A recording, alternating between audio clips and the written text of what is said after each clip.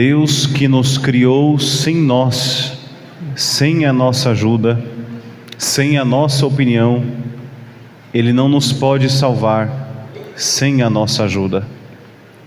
Na primeira leitura, queridos irmãos, escutamos a tentativa de Deus de nos salvar, a tentativa de Deus de novamente se aproximar da humanidade que o esquecera. A primeira leitura sempre é do Antigo Testamento. No Antigo Testamento, antes do nascimento de nosso Senhor, inúmeras vezes Deus aparece para o seu povo. Aparece na tentativa de mostrar o caminho de volta para a casa do Pai, na tentativa de mostrar que o caminho do pecado, o caminho da iniquidade, o caminho dos crimes, da impureza, este caminho não pode levar o homem à felicidade. A iniciativa é sempre de Deus, Ele que vem atrás de nós.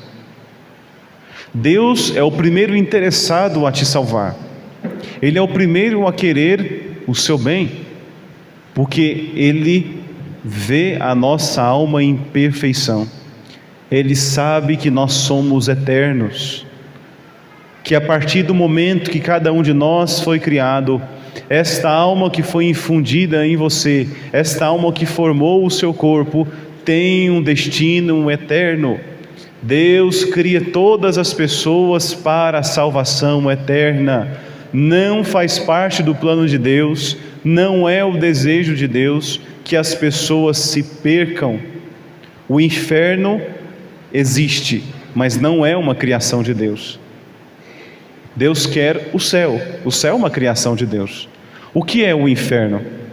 Existe uma discussão teológica. Se o inferno e o céu são um lugar físico ou não. Mas o inferno é um estado espiritual, onde se encontram as almas que se decidiram durante essa vida a não amar a Deus por toda a eternidade. Até a criação do inferno, entre aspas, criação do inferno, porque não é uma criação, não é um lugar específico que alguém pode entrar no ônibus e ir até lá, é também um lugar da misericórdia de Deus. Como assim, Padre? Por quê? Deus é misericordioso até com os demônios, até com as almas condenadas. Por qual motivo? Porque elas ainda existem. Deus permite que as pessoas que não o amam, que as pessoas, as almas que não querem amá-lo, que não querem adorá-lo, que não querem servi-lo, sigam o seu destino.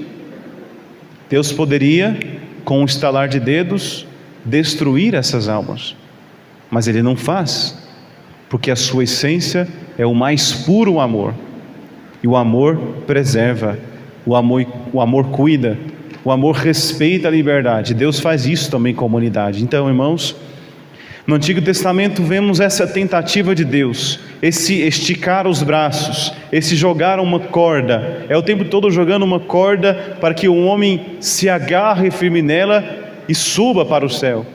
Mas o que os homens fizeram?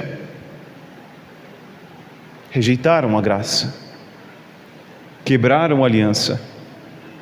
Esta aliança feita hoje com Abraão foi quebrada. Deus disse: se fizerdes a minha vontade, se caminhares nos meus caminhos, se obedeceres aos meus mandamentos, os teus inimigos serão os meus inimigos. Deus prometeu ao seu povo que se aquele povo caminhasse nos caminhos de Deus, aquele povo seguiria na prosperidade, na paz, na plenitude. Mas o que Ele fez? O que essas pessoas fizeram? Foram infiéis à aliança. E Deus de novo fez aliança, renovou a aliança com o seu povo, e novamente o povo desobedeceu a Deus. E qual foi o sinal que Deus deixou da aliança? Na época de Noé, o sinal da aliança foi o arco-íris. A aliança feita aqui com Abraão foi a imolação daqueles 4 animais oferecidos em sacrifício, quando Deus passa como um fogo e consome as ofertas diante de Abraão. Ele coloca em duas partes. Por que é importante sabermos disso e atermos aos detalhes do Antigo Testamento? Abraão corta no meio os animais, coloca uma banda de cada lado, de frente à outra, e imola o sacrifício a Deus.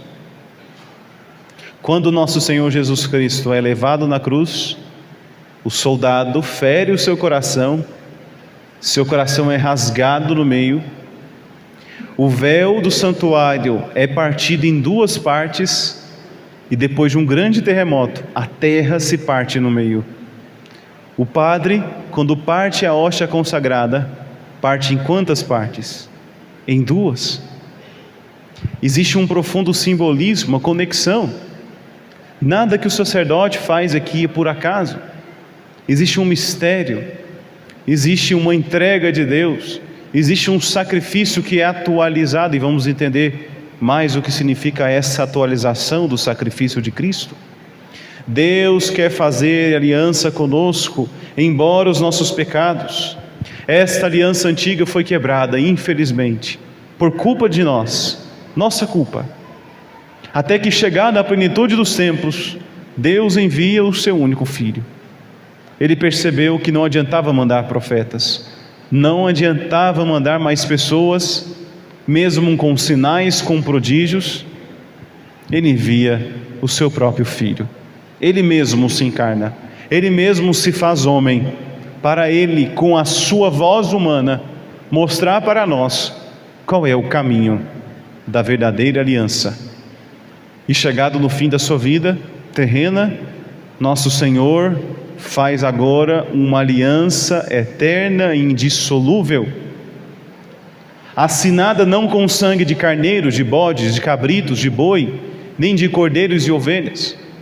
Jesus assina o pacto, assina o acordo da redenção do homem com o seu próprio sangue. No Antigo Testamento vemos que Moisés, quando desce do monte e ele vê aquele povo traindo a Deus, ele faz um sacrifício em expiação dos pecados do povo, e ele asperge o povo com um ramo de isopo untado no sangue. Olha o simbolismo. Agora, irmãos, o sangue de Cristo derramado na cruz, que é aspergido sobre todos nós, quando somos batizados, quando recebemos o seu corpo e sangue, quando nos confessamos, este sangue agora faz uma aliança eterna que não pode ser quebrada. Esta é a diferença. Esta nova aliança que Cristo faz, ela não pode ser quebrada, porque foi feito pelo próprio Deus. E aqui nós entendemos o valor da Santa Missa, porque quando vamos à Santa Missa, estamos diante deste sacrifício que nosso Senhor ofereceu uma vez por todas, por cada um de nós. Por isso gosto tanto de uma cruz na igreja, que não é o símbolo da nossa perdição, que não é o símbolo de tristeza nem de derrota, mas é o símbolo da nossa vitória, porque aqui está o altar da redenção. Na cruz de Cristo temos a nova aliança que foi firmada, temos o céu que é aberto por nós, e nós precisamos ser aspergidos por este sangue. Quando isso acontece? Quando recebemos o corpo e sangue de nosso Senhor. No momento que o padre, depois do cordeiro, fraciona o pão em duas partes, nesse exato momento, nosso Senhor está sendo crucificado, está sendo maltratado, e a lança está atravessando o seu coração santíssimo. Nesse momento, o sangue de Jesus já está presente no altar, e depois, logo em seguida, nós o recebemos. Por isso João Batista disse: eis o Cordeiro de Deus. Às vezes a gente fica pensando, por que usou essa imagem? Por que não falou eis o leão de Deus? Por que não usou a imagem de uma águia, de um animal mais feroz, de um animal mais forte, mas um cordeiro? Por causa dessa conexão. porque ele estava se referindo que este Jesus será o cordeiro que será imolado. De certa maneira, João Batista, por revelação, já sabia que nosso Senhor Jesus, sim, seria um dia morto, seria maltratado, seria crucificado e no terceiro dia iria ressuscitar. Por isso ele disse: eis o cordeiro. E o padre em cada Santa Missa repete, quando ele levanta Jesus com suas mãos e diz: eis o cordeiro de Deus que tira o pecado do mundo. E nós respondemos a oração de Cornélio, quando nosso Senhor vai curar o empregado de Cornélio que estava doente, e Cornélio disse: Senhor, eu não sou digno de que entres em minha morada. Nem precisou Jesus ir até a casa dele para curar, bastou esta fé de Cornélio. Olha só a conexão. Queridos irmãos, como é importante darmos o devido valor à Santa Missa. Com que facilidade nós trocamos Jesus. Com que facilidade, infelizmente, os católicos trocam a Eucaristia por uma pescaria. Trocam nosso Senhor Jesus por uma conveniência humana, um respeito, porque chegou uma visita e eu não posso deixá-lo só. Com que facilidade trocamos Jesus porque está chovendo, ou porque tem um jogo importante da final da Libertadores ou do Brasileirão. Como trocamos Jesus por qualquer ninharia. Colocamos tantas desculpas e colocamos tudo acima do Senhor. Será que de fato o amamos?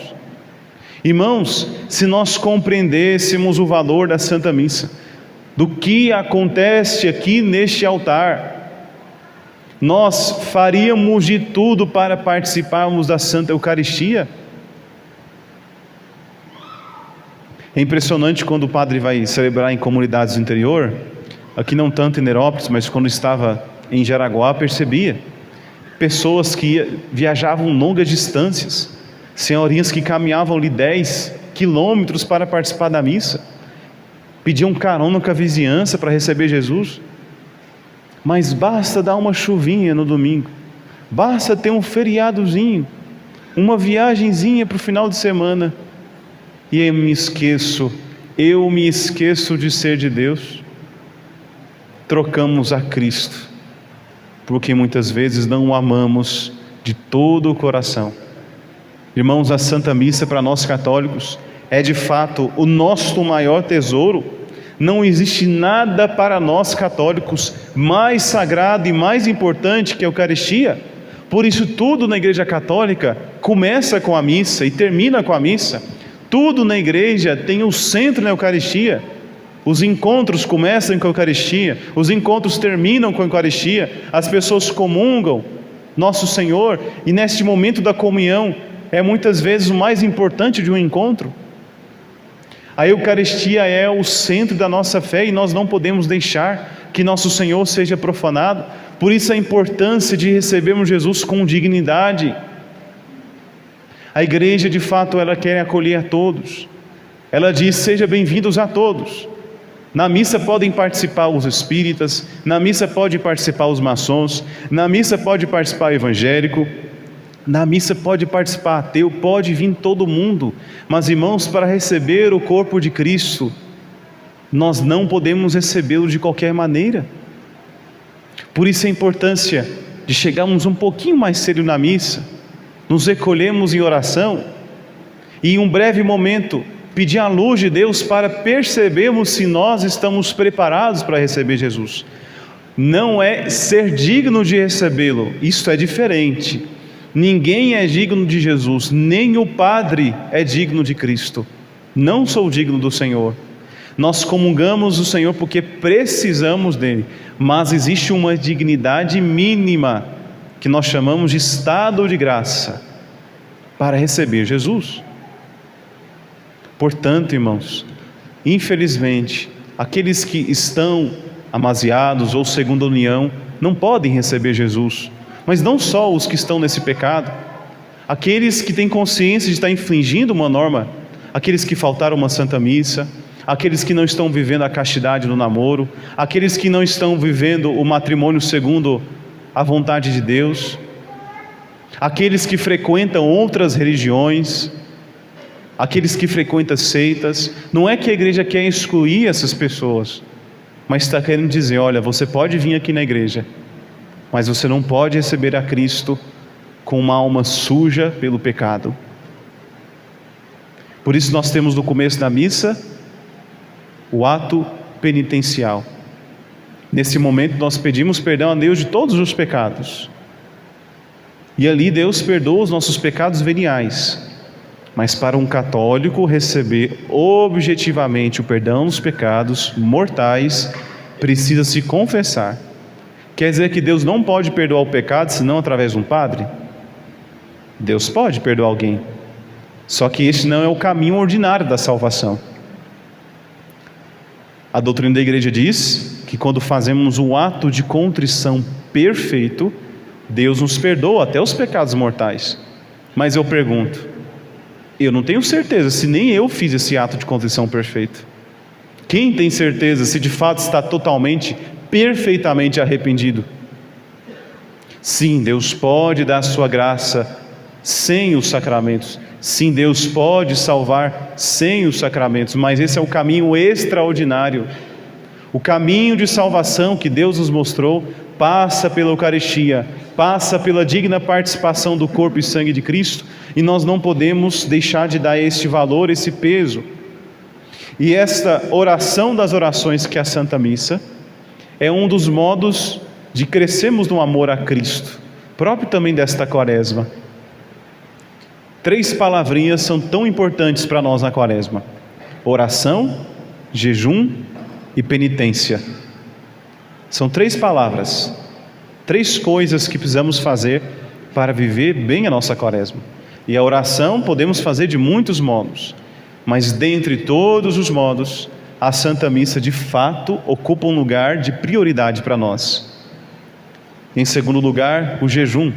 Pelo jejum, irmãos, matamos em nós, como já dizia nos domingos passados, o jejum mata em nós as desordens que temos dentro de nós, as concupiscências, as inclinações para o pecado, o nosso corpo que é insaciável.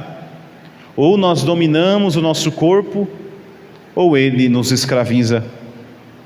Isso é um adágio muito comum entre os teólogos da igreja. E a penitência? A penitência nós temos todos os dias oportunidades. Aceitar com gratidão e alegria os incômodos, sofrimentos, falhas das pessoas que estão ao nosso redor. Aceitarmos muitas vezes em silêncio as humilhações. E aqui, quando digo aceitar com alegria o sofrimento, não tem como não se lembrar da história de São Lourenço, um diácono da igreja, que morreu queimado vivo. No começo da igreja, nos primeiros séculos, era muito comum essa forma de martírio. Mas até nos dias de hoje, em alguns lugares do mundo, os cristãos são mortos assim também. Só não é divulgado nas mídias sociais. São Lourenço, enquanto estava sendo queimado, chegou um momento que ele olhou para as pessoas e falou: já está bom de um lado, pode virar. Olha só que senso de humor, né? Está sendo queimado vivo, e ele disse: já queimou de um lado, já está bem assado, pode virar agora do outro lado. Precisamos, irmãos, aceitar, se possível com um sorriso no rosto, as contrariedades.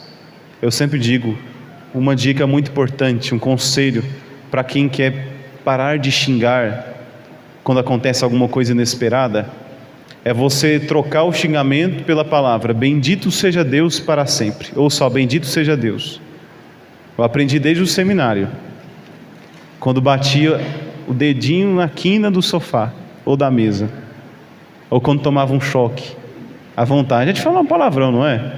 Quem nunca falou? Atire a primeira pedra. E aí eu percebi que quando eu trocava e dizia bendito seja Deus, até o sofrimento passava.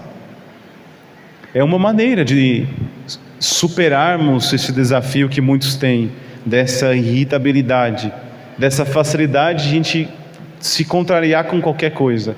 Então aconteceu qualquer coisa difícil, sei lá, acabou a energia no meio do trabalho, você estava digitando o TCC, por exemplo, acabou a energia, você perdeu tudo. Em vez de xingar, de espernear, respira fundo e diz: bendito seja Deus. Ou queimou a perna em alguma coisa, o braço, bendito seja Deus.